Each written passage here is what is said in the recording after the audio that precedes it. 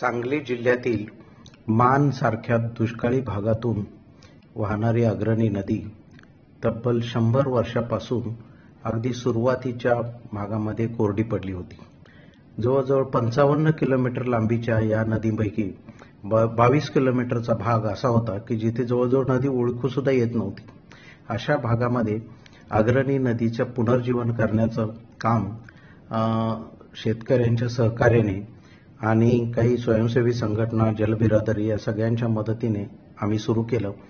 यामध्ये सर्वात जास्त योगदान जिल्हा प्रशासन म्हणून, जिल्हाधिकारी म्हणून आम्ही स्वतः दिलं आणि या सगळ्याचा परिणाम म्हणून जलयुक्त शिवार योजनेमध्ये साधारण 22 किलोमीटरचं पूर्ण काम झालं आणि त्याचबरोबर राहिलेल्या भागाचं सुद्धा 34 बंधारे बांधून पुन्हा एकदा नदी वाहती करण्याचं एक फार मोठं काम, मला असं वाटतं की कित्येक शतकं न झालेलं काम आता पूर्ण झालं आहे.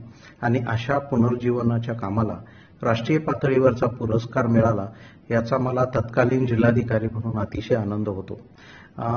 28,000 पेक्षा जास्त शेतकऱ्यांच्या जीवनामध्ये आता नव्याने समृद्धी या मार्गे येणार आहे.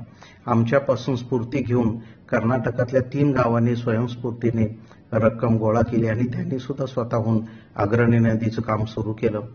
मला असं वाटतं की अलीकडच्या काळामध्ये नदीच्या पुनर्जीवनाचा भारतामध्ये झालेला हा सर्वात चांगला प्रयोग आहे की ज्यामुळे कदाचित जलशक्ती मंत्रालयाने या प्रयोगाला पहिल्या क्रमांकाचा पुरस्कार दिला असावा. मी हा सर्व पुरस्कार आपल्या दुष्काळी भागातील अग्रणीच्या खोऱ्यातील सर्व शेतकऱ्यांना मनापासून अर्पण करतो.